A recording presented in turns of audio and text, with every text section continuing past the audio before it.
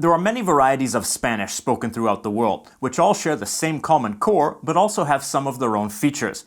Two of the varieties that are often said to be the most unique or different from others are Chilean Spanish and Argentinian Spanish, spoken in the southern cone of South America.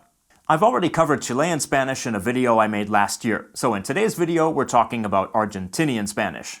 Well, to be precise, the type of Spanish I'll be focusing on is Rioplatense Spanish, which is spoken in much of Argentina, including Buenos Aires, as well as in neighboring Uruguay. That name comes from Rio de la Plata, the name of the area's major estuary and its basin. It literally means river of silver.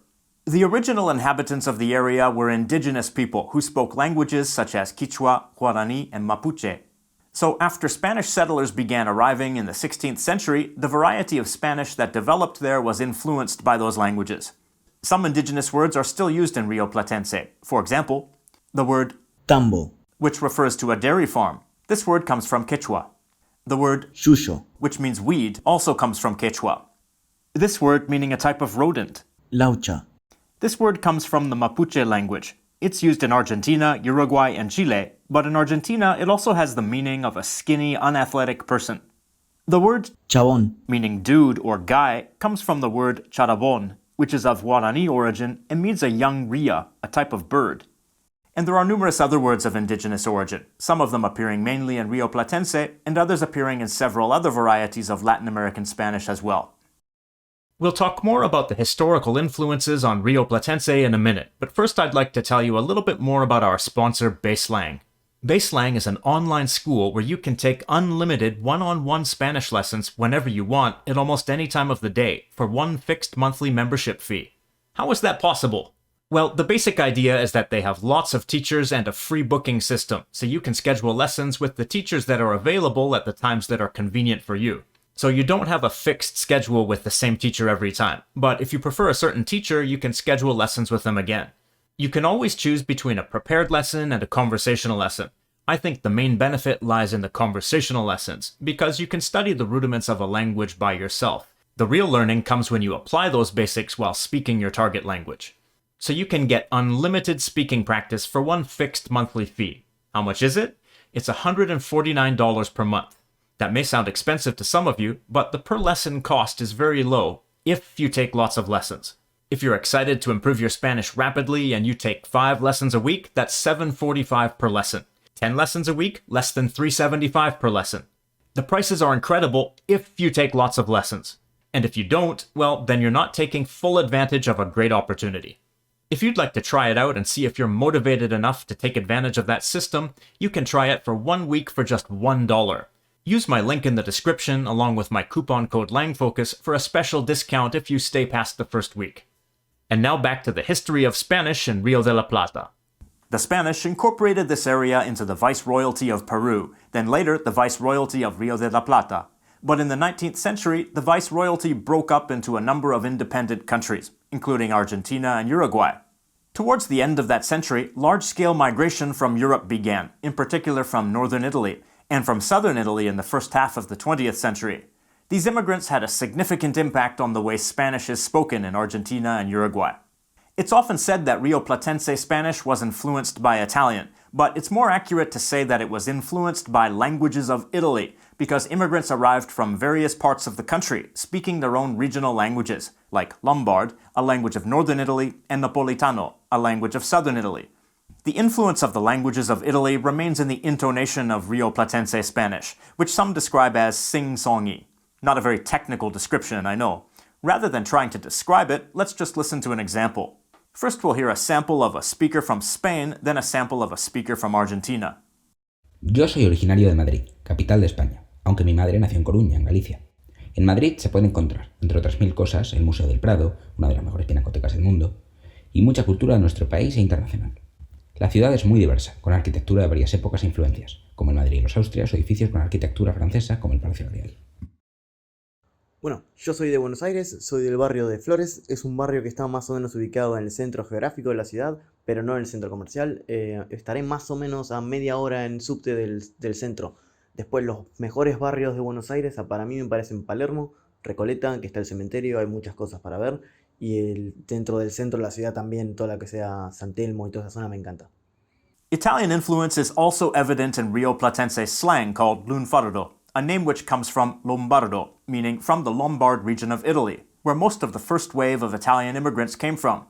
It's said that Lunfardo was first developed as a way of speaking among prison inmates so that the guards wouldn't understand them, but then spread more generally amongst the lower socioeconomic classes, and eventually some of it entered the informal speech of all social classes. Here are some common Lunfardo words that are a part of Rioplatense speech.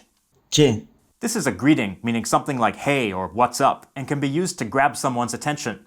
From what I understand, it's most commonly used in Buenos Aires, but also elsewhere throughout the region. Its etymology is uncertain. chao, Is the most common way to say bye, rather than Hasta luego. or, Adiós. probably because of Italian influence, though it's used in some other varieties of Spanish as well. dale, This means okay, as opposed to vale, or in Mexico, sale. mina, This is a word for a woman you don't know, which might come from Italian femmina, which means female, or from the Lombard word mina, which means a busty woman.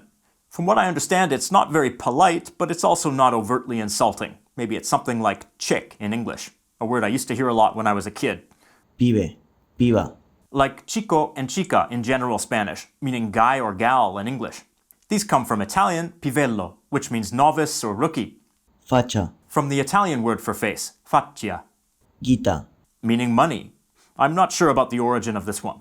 Some Spanish language sources say it comes from a Germanic word vita, perhaps from Gothic, but I'm not sure how that would have entered Rioplatense. laburo, The word for work. This comes from Italian lavoro. One element of Lunfardo is that the syllables of words are sometimes playfully reversed, similar to French verlan. This is called vesere, a reversal of revés, which means reverse. For example, lorca, meaning heat, from Spanish. Calor. Notice that not all Lunfardo slang comes from languages of Italy, feca, meaning coffee. This comes from Spanish, Café. or Italian, caffè, germu, meaning woman, from Spanish. Mujer. Sometimes it's not exactly a reversal of the syllables, but the syllables are rearranged. arafue, Outside, from Spanish. Afuera.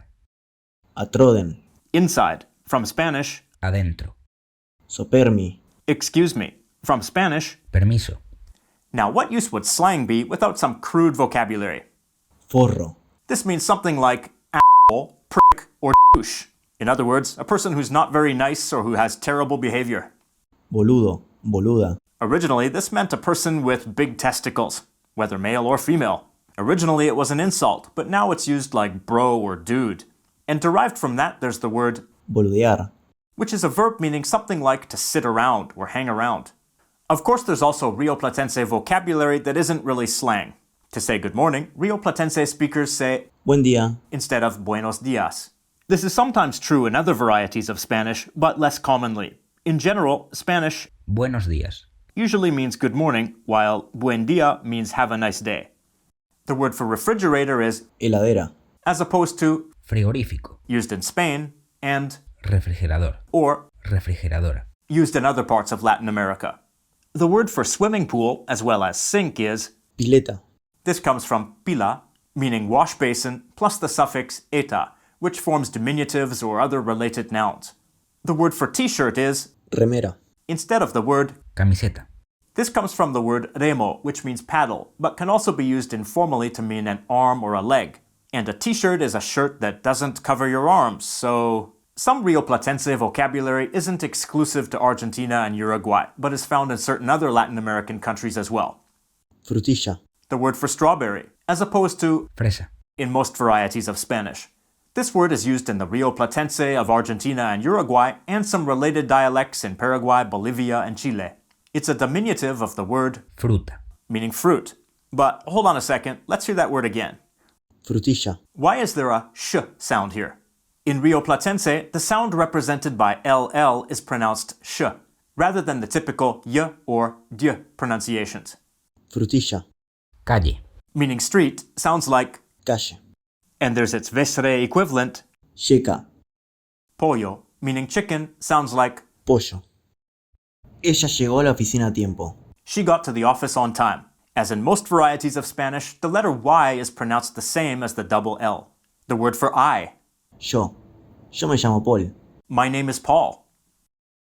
Similar to numerous other varieties of Spanish, in Rioplatense Spanish there's a tendency to aspirate s sounds, resulting in a pronunciation like a h sound, like H in English. No me gusta comer justo antes de irme a dormir. When spoken in a sentence, gusta sounds more like gusta, and antes sounds more like ante. In Rioplatense, this mainly happens when S appears before other consonants, and in this case here, the consonant is in the following word. For some speakers, the aspiration doesn't happen at the end of a word, only before a consonant within the word, like in gusta. A couple more examples. Español. Spanish. Me gusta hablar español. I like speaking Spanish. Pescado. Fish. Before a vowel, the s sound is generally fully pronounced. Casa. Meaning house, not caja. But there are some dialects in northern Argentina where those are aspirated too. These dialects are not strictly Rioplatense dialects though. Rioplatense Spanish is Spanish, and its grammar is almost entirely the same as the Spanish of Spain and other varieties, but it's noteworthy for its use of voseo, meaning that the informal second-person singular pronoun, tú, is replaced by vos, even in media and formal contexts. ¿Y vos? And you? Rather than ¿Y tú? vos is also used as the object of a preposition, like in this sentence, meaning this is for you, Esto es para vos. rather than. Esto es para ti. And unlike in some varieties of Spanish with voseo, Rioplatense uses separate, different conjugations for vos. Learners of Spanish who visit Argentina or Uruguay are often caught off guard when they hear Vos sos. instead of Tú eres. where are you from, ¿De dónde sos? rather than. ¿De dónde eres? Of course, Spanish is pro-drop, so here the pronouns are implied, and the only indication of voseo is in the verb forms. Both of them are conjugations of ser, one of the two verbs meaning to be. Ser is an irregular verb, but what about regular verbs? To get the regular present tense vos conjugations, you remove the final R from the infinitive form and add an S in its place. The stress falls on the final syllable. So the present tense vos conjugation of Pensar. is pensás. ¿Vos qué pensás sobre esto? What do you think about that? Compare that to the tuteo sentence. ¿Tú qué piensas sobre eso? To get the vos imperative form, you remove the final R from the infinitive form and the stress falls on the final syllable. So the vos imperative of pensar is Pensá. Pensalo. think about it. Compare that to the tuteo imperative sentence. Piénsalo. Here are a couple of last-minute additions based on recommendations from a native speaker. In Rioplatense, the word alto or alta, which means high, is used to say that something is really good. Alto partido. A really good match. In standard Spanish, it's Muy buen partido. another example of using a standard word with a special meaning in Rioplatense is using mal, which means bad, to say that something's good. ¿Cómo estuvo la película? How was the movie? Estuvo buenísimo. Mal. It was really good. You can also say mal to agree with someone. Hace calor hoy, ¿no? It's really hot today, isn't it? Mal, boludo. Yes, bro. Or bad, bro. So what is it that makes Argentinian Spanish different from the others? Well, it has different intonation, a different accent with some different consonant sounds, a minor grammatical difference, and some regional vocabulary and slang. That sounds like almost any other variety of Spanish. I have to be honest, before I started looking into this video, I thought Rioplatense would be much more different from other varieties of Spanish, because people talk about it like it's from Mars or something. I'm guessing that those people are probably fixated on the pronunciation of double L and Y as sh, because at first it really stands out. But once you get used to that, it's no greater of a difference than the th sound of Spain being pronounced as s in Latin America. Beyond that, Rioplatense has its own little bit of spice, but it's really not that different from other forms of Spanish. But hold on a second, a native speaker of Spanish told me that he disagrees, that Rioplatense is actually kind of hard to understand because of its regional vocabulary and slang. So let me ask you, if you're a speaker of Rioplatense Spanish, do speakers of other varieties ever have trouble understanding you? Do you have to adjust your speech? And to learners of Spanish, what's your experience with Rioplatense? Do you find it harder to understand than other varieties? As always, I'd like to say thank you to the Langfocus Patreon supporters who make it possible to bring you educational content like this.